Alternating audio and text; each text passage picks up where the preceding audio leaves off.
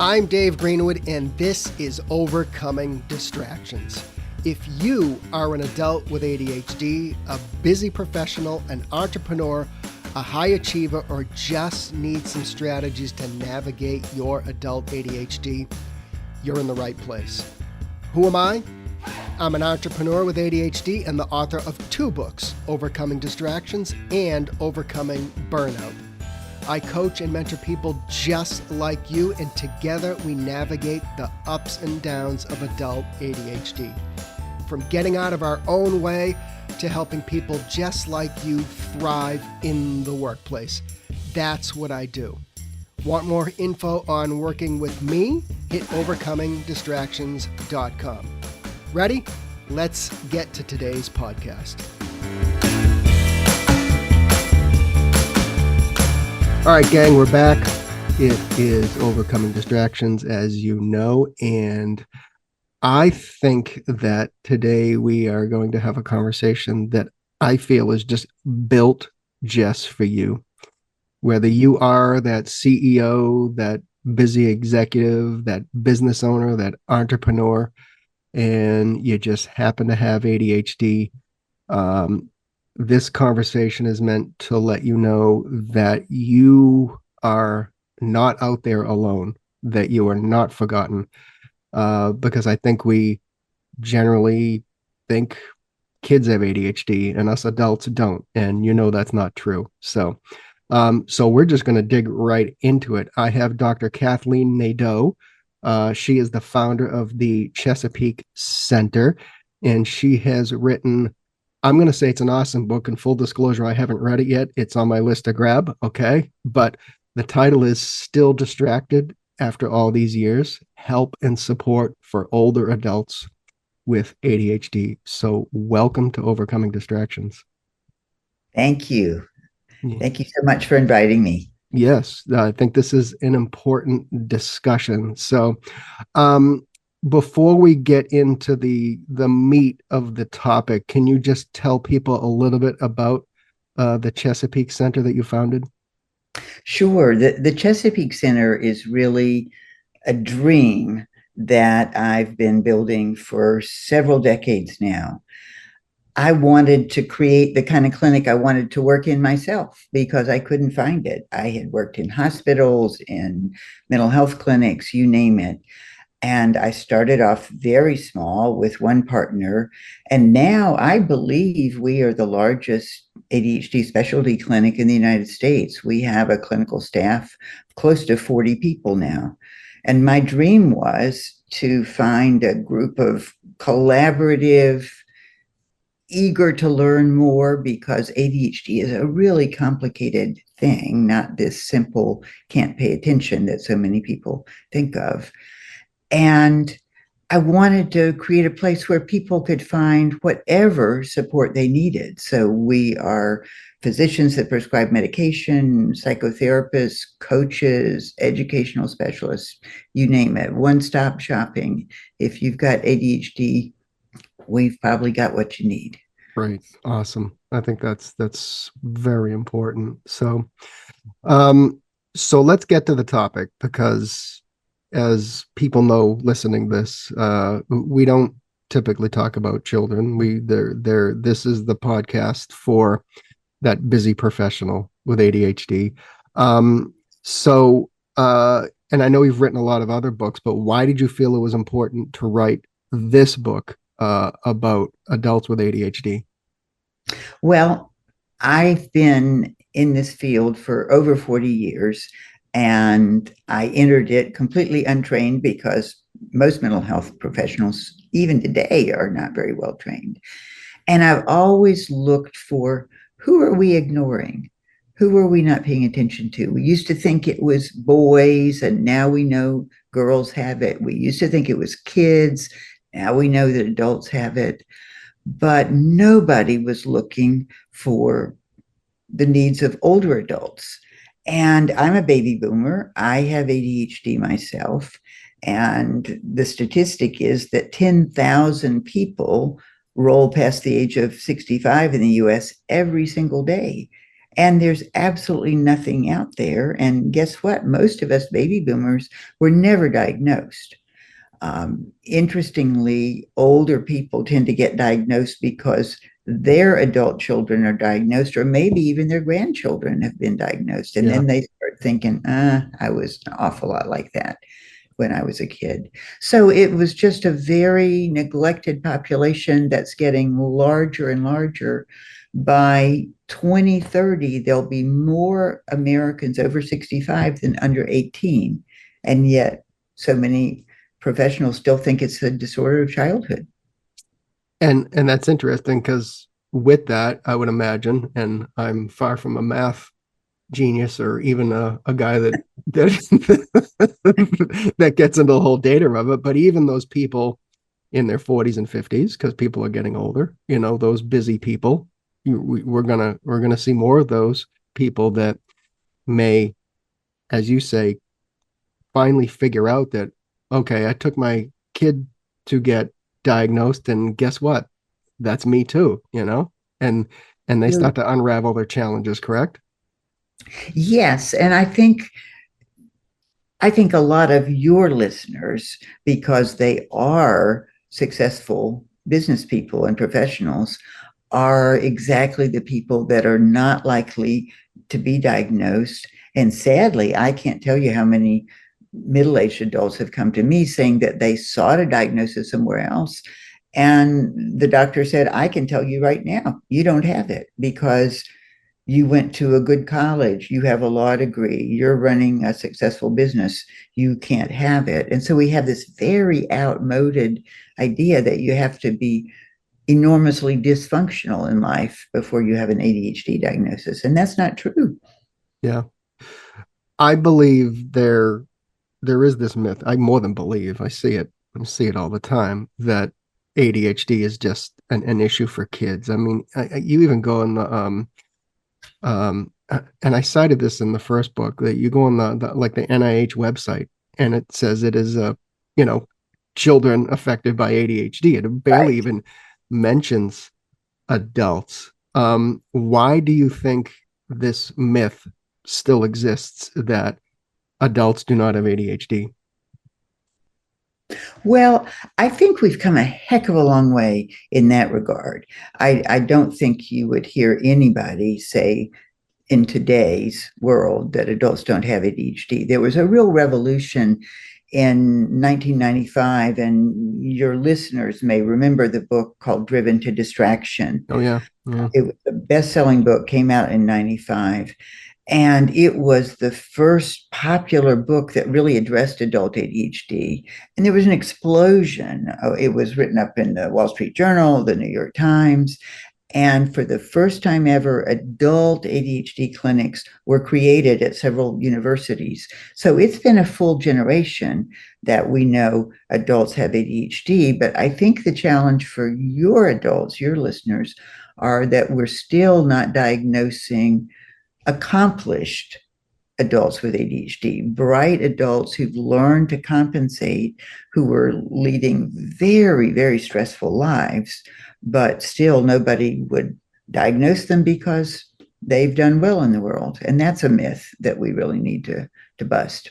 Yeah, and I think I see a common scenario where um somebody got along very well. Maybe they built a business or they built a career, became successful and executive.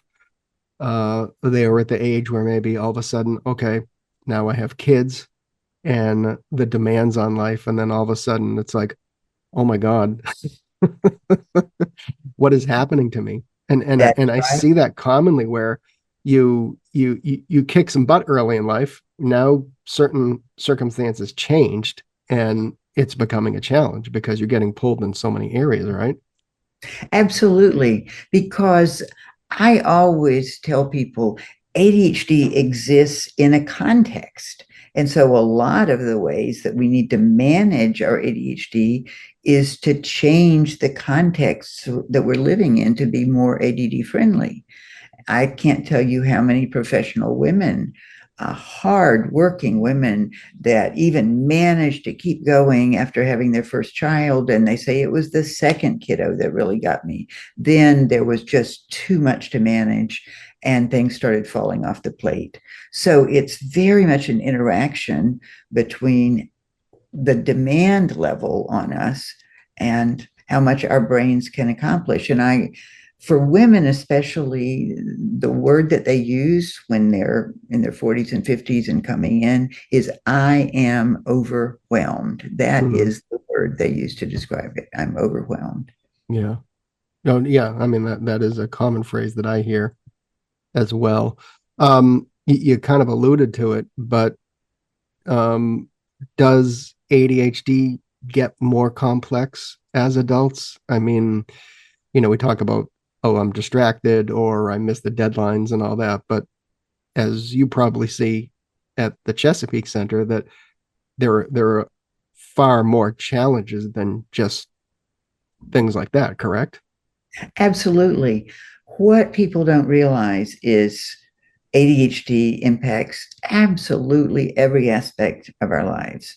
It affects our relationships, it affects our sleep, it affects our ability to just manage our daily life, it affects our working memory, just sort of how many things can we keep in mind at the same time, sort of the remember the bread trick. If I tell you three things to pick up on the way home, if you have ADHD and a lot else on your mind, um, one or two or three of those things are not going to get picked up. Well, I'll Yes. plead guilty on that one.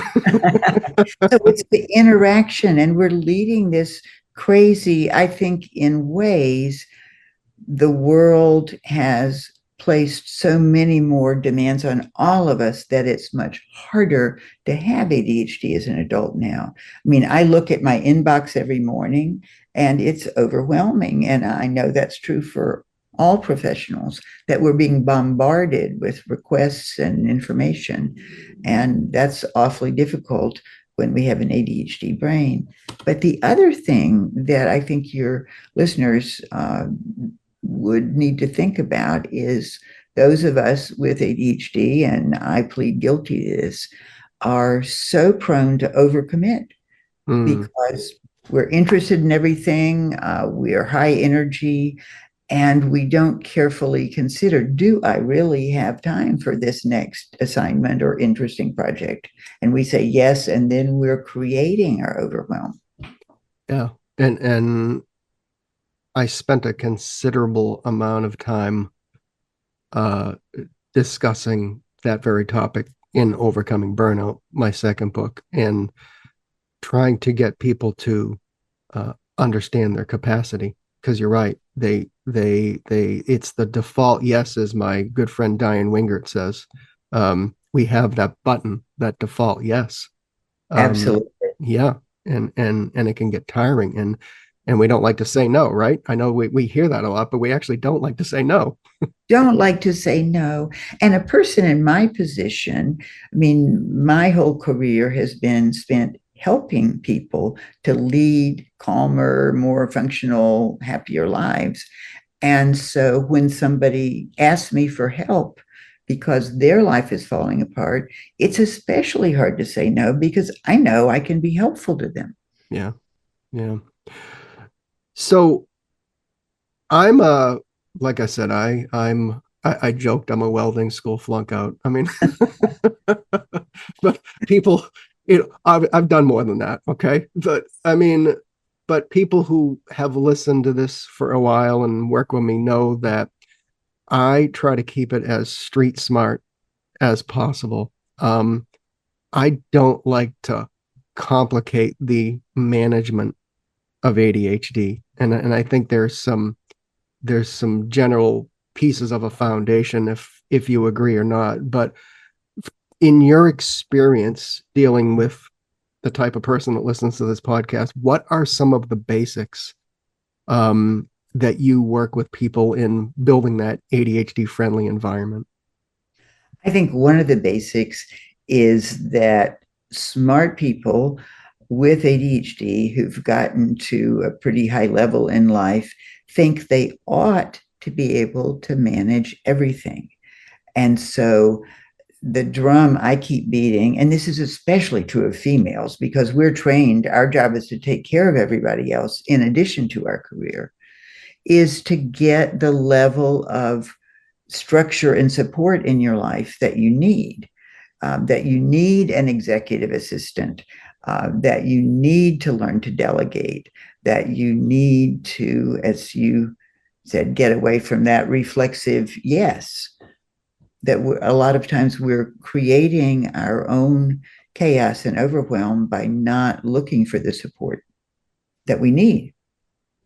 Do you have any indication as to why that is? Is it we don't like asking for help? Do we think we can do it all? Do we, I mean, I guess put on your PhD hat there for a moment. I mean, what drives that? I think a lot of it is pure habit. A Mm, lot of people with ADHD, I'm smarter than a lot of people around me. I can do it faster. I know I can do it. I'm just going to sit down and do it. And it also takes planning and organization to get that support around you. I mean, I remember working with a guy who was an economist and he was falling apart. I work the Chesapeake Center's in the Washington, D.C. area. He had come to D.C. from Chicago, and in Chicago, he had an executive assistant that basically managed his life beautifully and he could focus on his brilliant economic theories.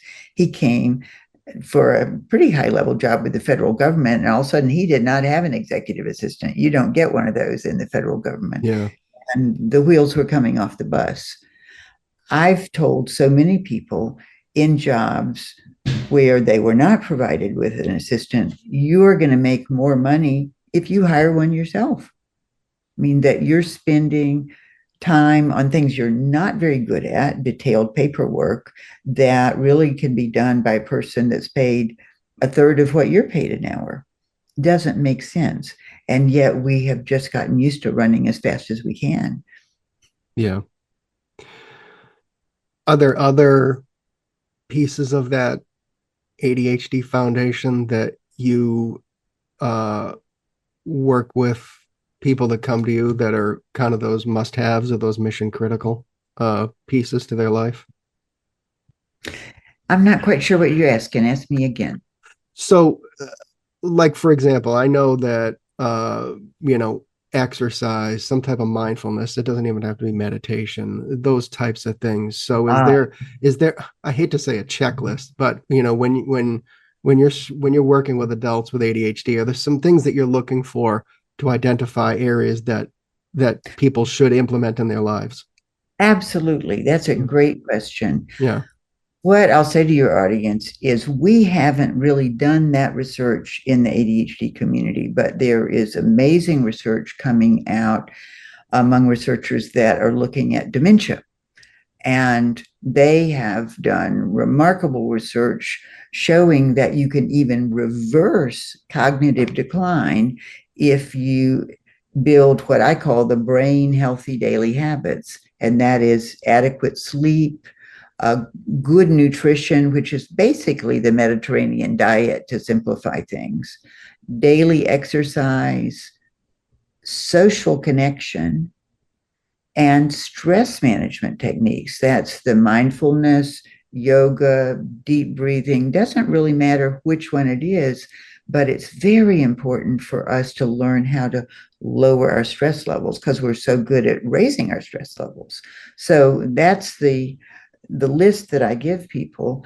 And a fellow named Dale Bredesen, he wrote a best-selling book called The End of Alzheimer's, Mm, which basically he studied very bright, accomplished adults that were suddenly showing early signs of dementia. He put them on these brain healthy daily habits, and suddenly they were functioning very well.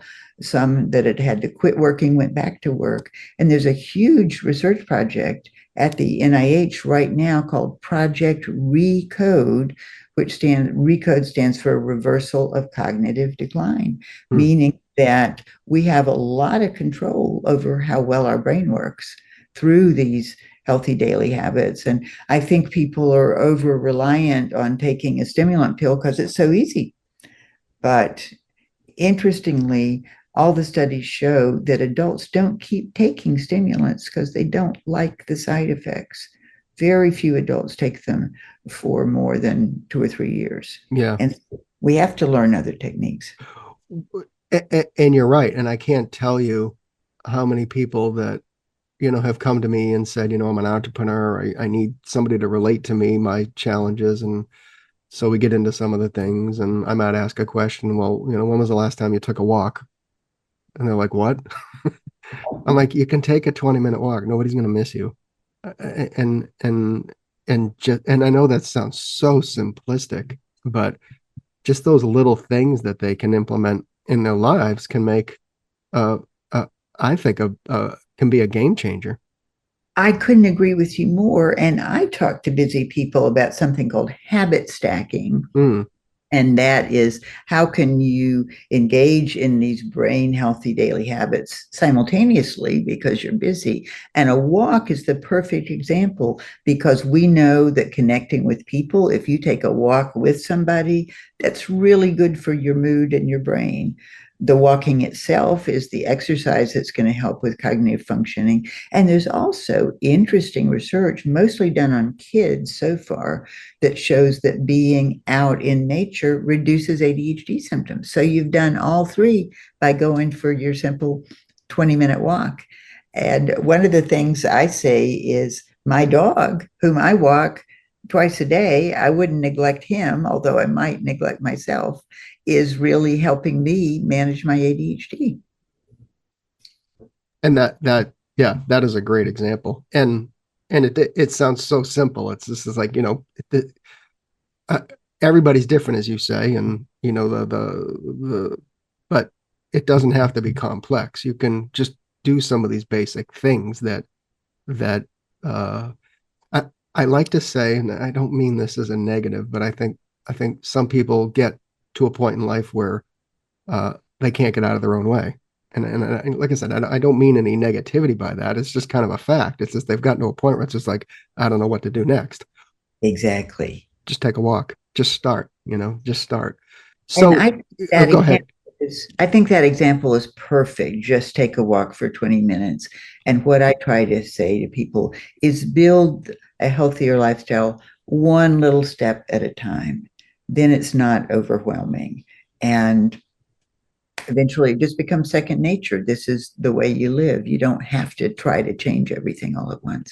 Right. Yeah. Yeah. No, I agree. Just kind of those small tweaks over time. I when I before I wrote Overcoming Burnout, um, and I will plead guilty of this of not. I mean, I did to some extent, but I think when I really felt burnt out, and I think a lot of adults with ADHD start to get into that area where they are feeling burned out. Um, but I made it a point. It was like it was like a brick to the side of the head, where it's just like, I need to take control. And the old cliche is like, nobody's coming to save me, Um, and I think it's an important mindset for people to understand, is that I do need to take control of the situation. I need to be in charge of my ADHD. Um, how do you work with people to develop that mindset of uh of understanding that not only do I have to take control, but I can be in control? Well, one of the things I tell everybody, and this gets back to why are we always trying to do it all on our own? Because it's a point of pride as well, for God's sake, I should be able to do that without any help. But the truth is that people with ADHD function much better with structure. And by that, I mean, you're going to be more likely to go for a walk if you have a walking buddy and they're standing at the end of your driveway waiting for you to come out. Um, that we function better if we're working with a coach. And it sounds like you do an awful lot of coaching. And once habits get ingrained, we may not need that coaching. But so many bright people tell me, well, I know what I ought to do. I just need to go home and do it, refusing to admit I really do need some external structure and support to begin to build these habits. I think that's the key Mm, that will accomplish much more if we get that support. It's interesting, there's an ADHD coach at the University of Pennsylvania that has started a writing group for herself. She has ADHD, and it's for writers who are having trouble getting their writing done.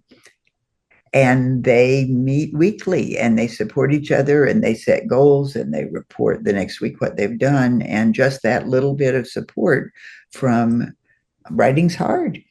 And it's so easy to spend our time doing other things.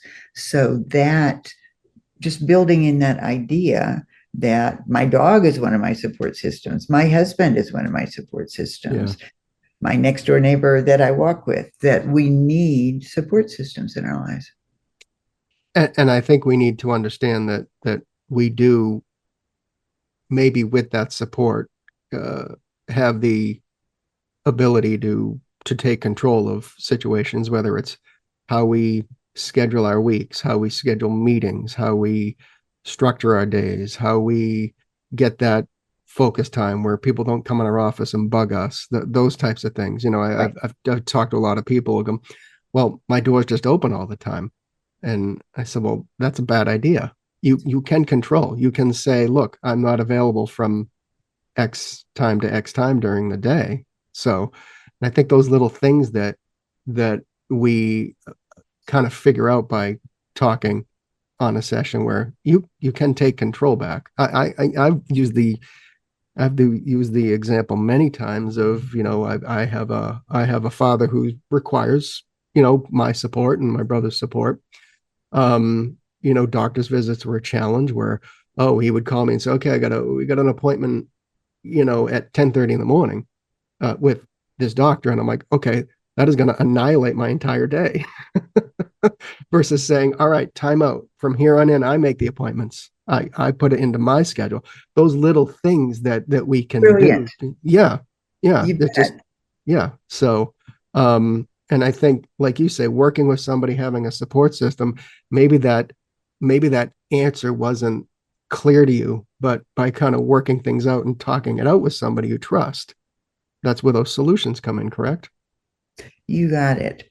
You know, it's interesting. There's a ADHD researcher, Russell Barkley, Yeah. that says ADHD isn't a problem of not knowing what to do. It's a problem of not doing what you know, which feels like a pretty judgmental way to look at it. And I say, I think he's got it a little bit wrong. We know what we need to do, but we don't know how to get it done.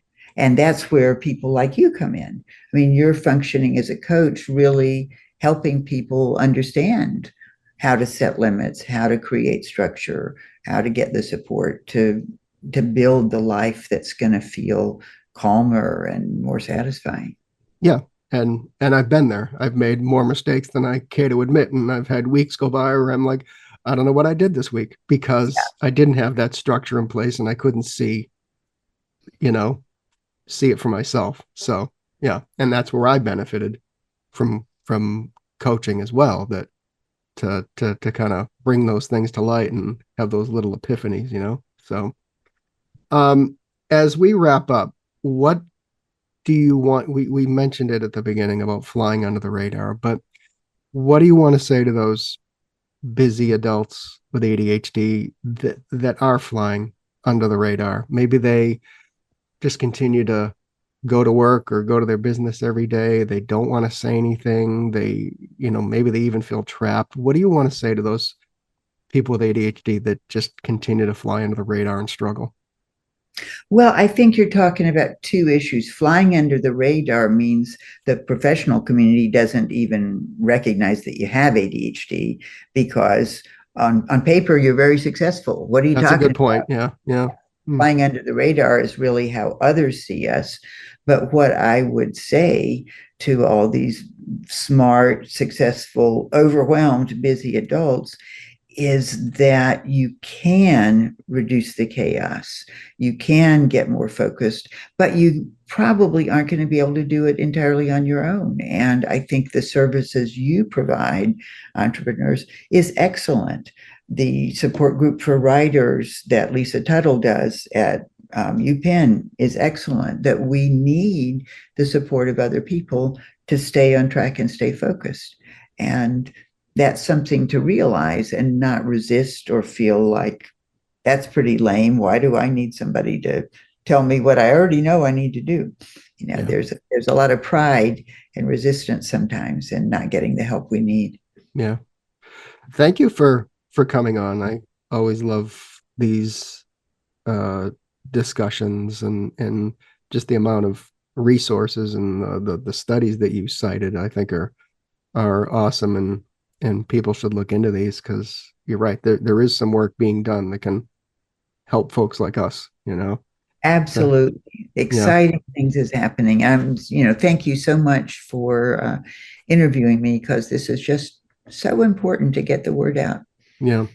So it's still Distracted after all these years, help and support for older adults with ADHD. I'm assuming we can find that either on the website or on Amazon or other places, correct? Absolutely. You can find it anywhere that sells books. All right. And as us podcasters say, we'll have the link in the show notes. So, all righty. Well, thank you Okay. so much. I really enjoyed this conversation, and I'd love to have you back at any time. Well, thank you so much. I enjoyed it.